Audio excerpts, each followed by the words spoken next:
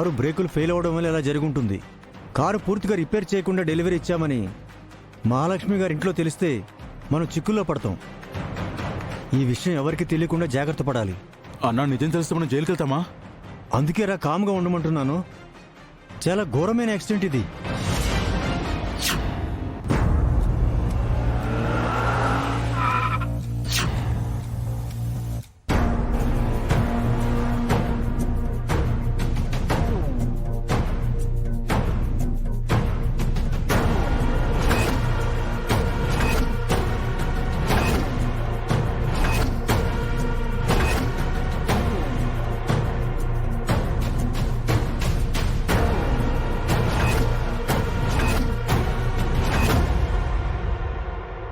నాకు మహాలక్ష్మి గారు చెప్పిన ప్లాన్ ప్రకారం ఆవిడే కార్ని లోయలోకి తోస్తాను అని చెప్పింది.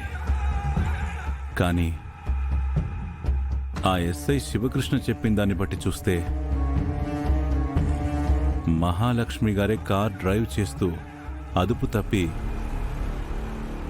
లోయలో పడిపోయినట్టు తెలుస్తుంది. మహాలక్ష్మి గారు నాకు చెప్పింది నిజమా, లేక శివకృష్ణ చూసింది నిజమా? శివకృష్ణకు తెలియకుండా మహాలక్ష్మి గారు కార్ని లోయలోకి తోసే అవకాశం లేదు. అలా చేస్తే మహాలక్ష్మి గారు శివకృష్ణకి కనిపించేవారు. ఆవిడే కారుతో సహా లోయలో పడిపోయింది. కొంపతీసి ప్లాన్ రివర్స్ అయిందా? లోయ పక్కన కారు ఆపబోయి అదుపు తప్పి మహాలక్ష్మి గారు లోయలో పడిపోయారా? కారు కాలిపోయిన విధానం చూస్తుంటే కారుతో సహా ఆవిడ కాలి బూడిదైపోయిందా,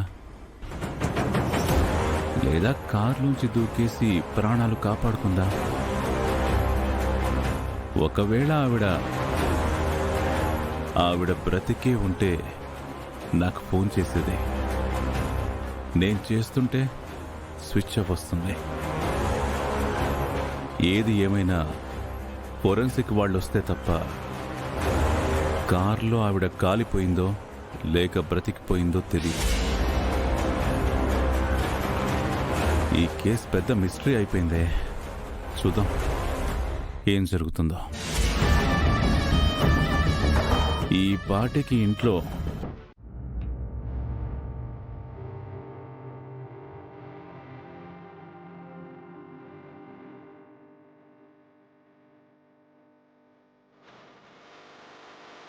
అమ్మ మనల్ని వదిలి వెళ్ళిపోయినట్లు పిన్ని కూడా వెళ్ళిపోయింది నాన్న.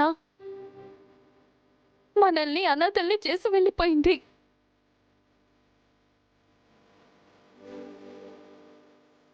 పెద్దమ్మ ఆఖరి చూపులకు కూడా మనం నోచుకోలేకపోయాం. కారుతో సహా లోయలోకి వెళ్ళిపోయింది.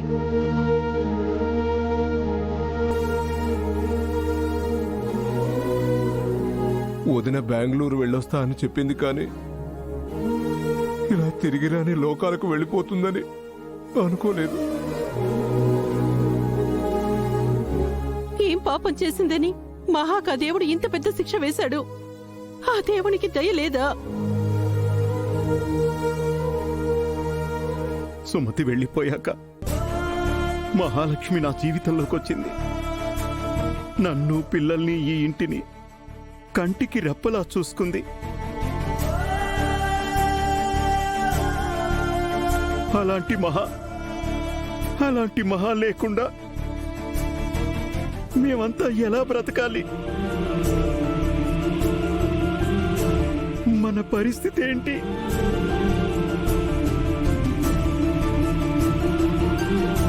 పేరుకే పిన్ని కానీ నన్ను ప్రీతిని కన్న తల్లిలా చూసుకుంది. చిన్నప్పుడే అమ్మని పోగొట్టుకున్నాం.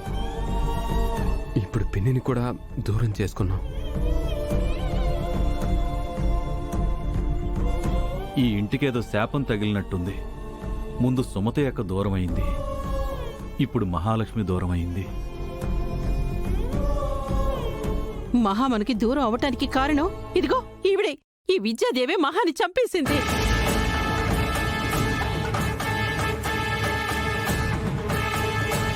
చంపేస్తానని బెదిరించి మరి మహావదిని చంపేసింది కూడా.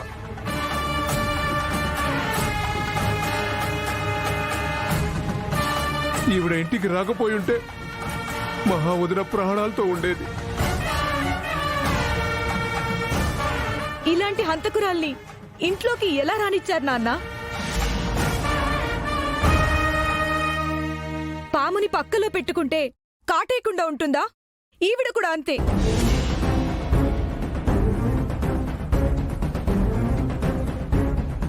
మా అమ్మని చంపేశావు, అది చాలదన్నట్టు మా పిన్నిని కూడా చంపేశావు.